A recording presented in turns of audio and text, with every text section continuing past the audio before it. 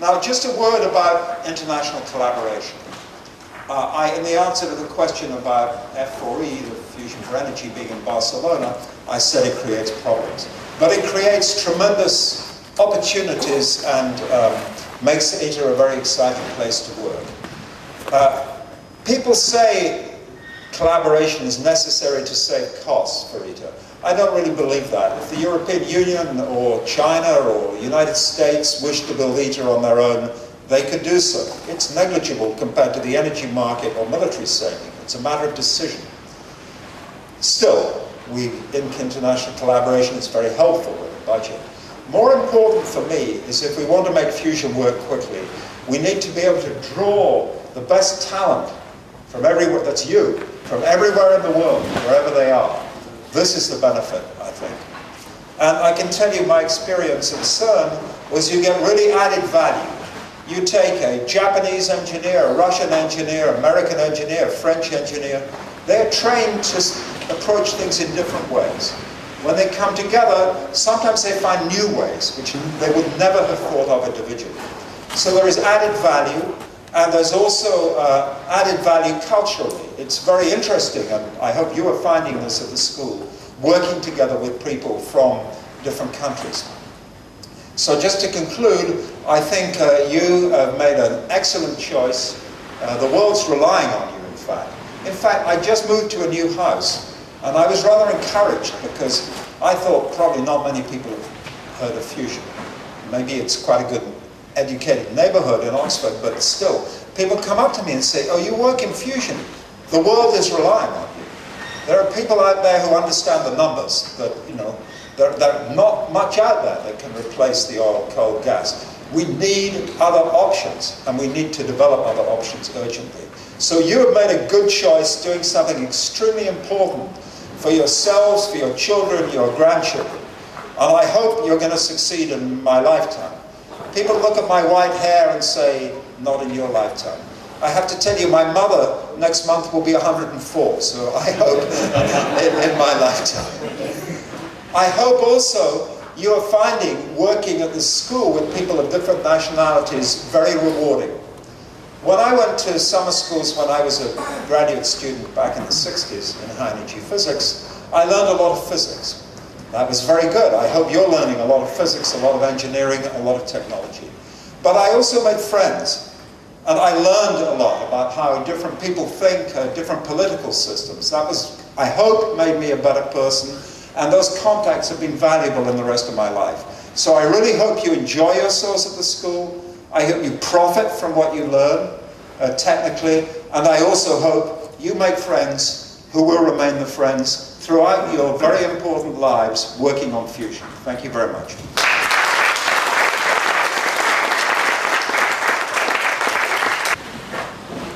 Okay, all clear, I see. Yeah.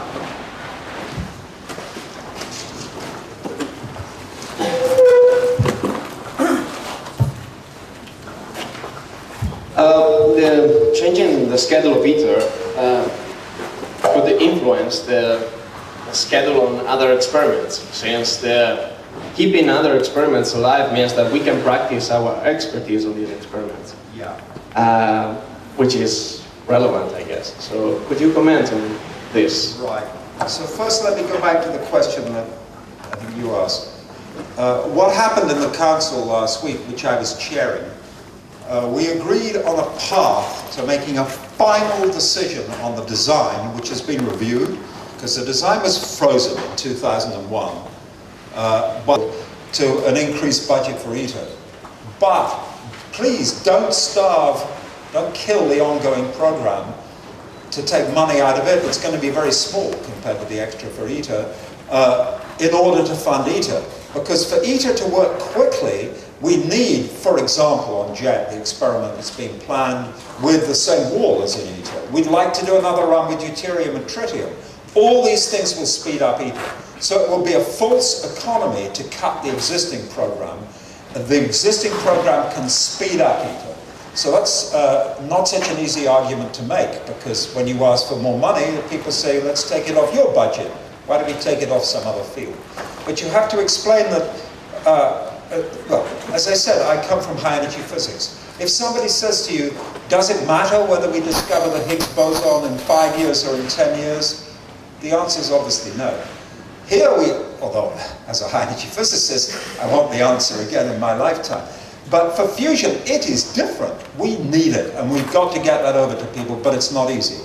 But we have to keep the ongoing program preparing for ITER and preparing for the step beyond, demo, which was mentioned.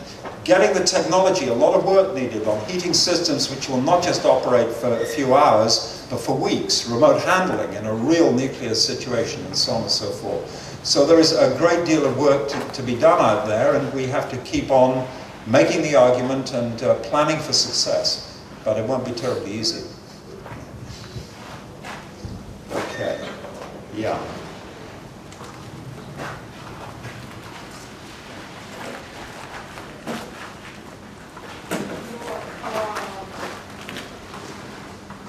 About why we absolutely need this fusion were so beautiful that I hope that you can answer on questions I was asked when I give public lecture on ITER from public people.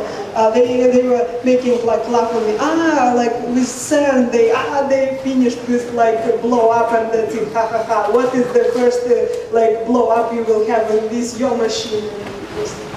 Could you answer something like so beautiful, like with these lithium batteries? So first of all, you sound to me as if you're Russian. Are you Russian? No? Yes, I sound Russian because my native language is Russian. I'm Lithuanian. Okay. So I proclaim I'm Lithuanian. Okay, fine. I don't care. Nationality doesn't matter. But if you give me your email address, I send you a lecture in Russian that I gave on energy and fusion in Moscow a few weeks ago. Okay? I will be deadly happy. Absolutely. Okay. I didn't make the translation. Though I have to say afterwards, I was on TV with Sergei Kapitsa. He said, you will begin in Russian. My God, I had to speak for 2 minutes in Russian. And my Russian, I haven't spoken Russian for 40 years. It was difficult. However, I succeeded. So I'm trying to avoid answering your question because it's difficult. So I think, I mean, you can never be certain that there won't be a problem with new technologies. We have to be honest about that. For CERN, I think the problem will be solved. I'm rather confident of that. It was a small problem of quality control, but it shows the difficulty. And in fact, I think if people ask me, what are the arguments against fusion?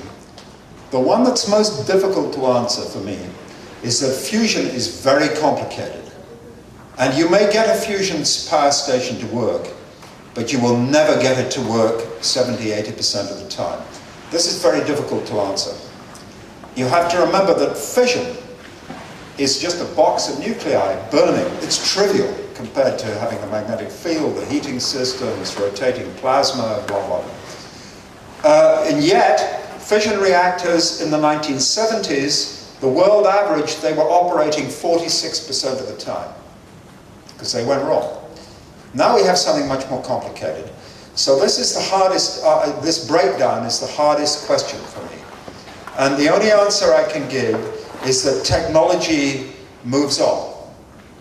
You people are young, but when I was young, if I went on holiday with my family, the car broke down 2 or 3 times. Doesn't happen anymore. And I would say, if you'd seen the Wright brothers, the first aeroplane, and somebody had showed you a picture of a jumbo jet, you'd say, you're joking. You'll never make this thing. It's far too complicated. Yet jumbo jets are flying.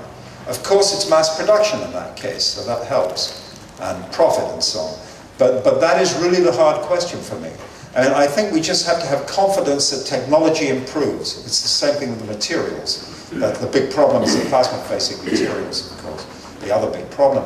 We know how to design materials. We have to be confident. We find a solution.